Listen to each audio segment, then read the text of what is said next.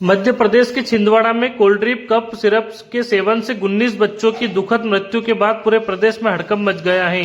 इस घटना के बाद आगरमालवा जिला प्रशासन और स्वास्थ्य विभाग ने त्वरित कार्रवाई शुरू कर दी है।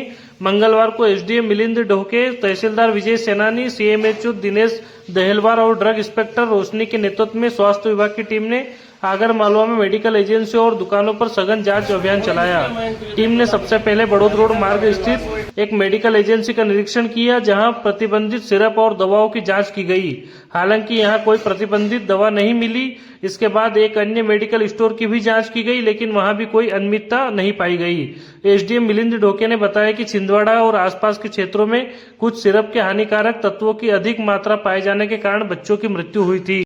शासन के निर्देश पर यहां जांच अभियान शुरू किया गया है, जो पहले से चल रहा है। उन्होंने कहा, हमारी टीम मेडिकल स्टोर्स और एजेंसियों पर नजर रख रही है, ताकि यह सुनिश्चित हो कि बच्चे के लिए हानिकारक सिरप या दवाएं बिक्री न हो।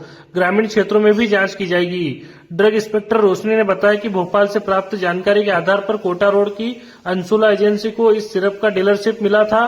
सोमवार रात को ही उनके द्वारा इस एजेंसी का निरीक्षण किया गया और स्टॉक में मौजूद संदिग्ध बैच को डीटीसी कुरियर के माध्यम से तत्काल वापस करवाया गया। उन्होंने बताया कि कंपनी ने इस बेंच को अवमानक एनएसक्यू घोषित कर रिकॉल लेटर जारी किया गया था, जिसके आधार पर पूरा स्टॉक वापस भेज दिया गया।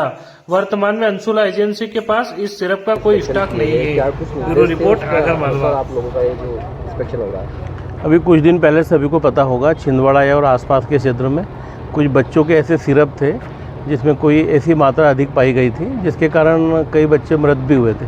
उसी विषय को लेकर शासन ने आदेश जारी किए थे और पूर्व से भी ये सारी कार्रवाई चल रही है जांच की। इसी तारतम्य में आज सारे मेडिकल स्टोर्स वगैरह देखने आए थे कि उस टाइप का कोई कोरेक्स से रिलेटेड या फिर जो बच्चों का जो सिरप रहता है उसमें वो वाली ज़्यादा क्वांटिटी तो नहीं है। इस टाइप के जाँच के उद्देश्य से सारी टीम आई थी, सीएमएचओ और ड्रग इंस्पेक्टर वगैरह, तहसीलदार, हम सभी लोग साथ। जिले के मेडिकल चेक कराए जाएंगे पूरे? हाँ, जिले के मेडिकल चेक करने की कार्रवाई पहले से चल रही है और भी सभी चेक कराए जाएंगे और ग्रामीण क्षेत्र में भी देखा जाएगा कहीं कोई इस टाइप का मेडिसिन या सिरप कोई विक्रय तो नहीं कर रहा है। सर, जो लिस्ट है सिरप वगैरह मिले हैं सर? अभी तक तो नहीं मिले हैं, अभी और देखते हैं, कहीं अगर कुछ मिलते हैं तो कार्रवाई की जाएगी। सर, जो लिस्ट आई है वहाँ से जो दवाएं अमानक पाई गई थी, उनमें से एक एजेंसी के पास एक स्टॉक आया है, तो क्या वहाँ की कुछ दवाइयाँ वगैरह कुछ अभी उसको दिखवा लेते हैं। अगर किसी एजेंसी के पास स्टॉक है, उसने अगर नीचे डिस्ट्रीब्यूट किया है तो उसको दिखवाते कहाँ है और क्या स्थिति में।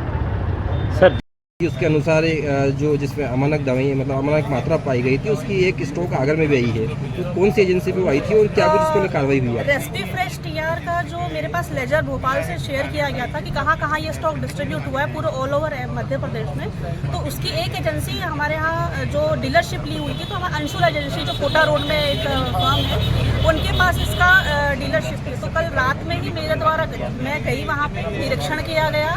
जो स्टॉक आया था उसे हैंड टू हैंड हमने डीटीसी कुरियर के माध्यम से तुरंत हमने परचेज रिटर्न चालान बना के मैंने उसी वक्त उसे वापस करवा दिया। तो आज के समय में अंशुल एजेंसी का जो स्टॉक है वो नील है, वो अब आज के अपने डिस्ट्रीब्यूशन के लिए उसके पास है नहीं। मैंने तुरंत ही कल उसके साथ फर्म के जो प्रोपराइटर है उनके साथ मिलके ये तुरंत वापस करवा दिया था, क्योंकि उनके पास का कंपनी से रिकॉल लेटर आया था। कंपनी की एक पॉलिसी होती है कि अगर कोई दवाई एनएसक्यू साबित होती है अवमानक, तो वो कंपनी अपने जहाँ उन्हें डिस्ट्रीब्यूट कराया वहाँ से वो रिकॉल करती है।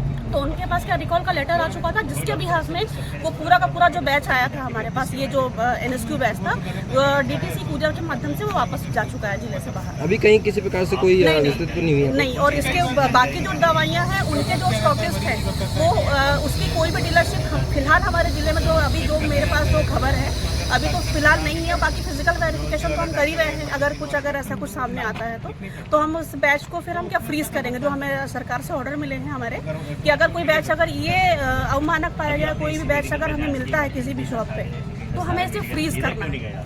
फ्रीज करने के बाद हम सीजिंग की एक्टिविटी हम आगे करेंगे।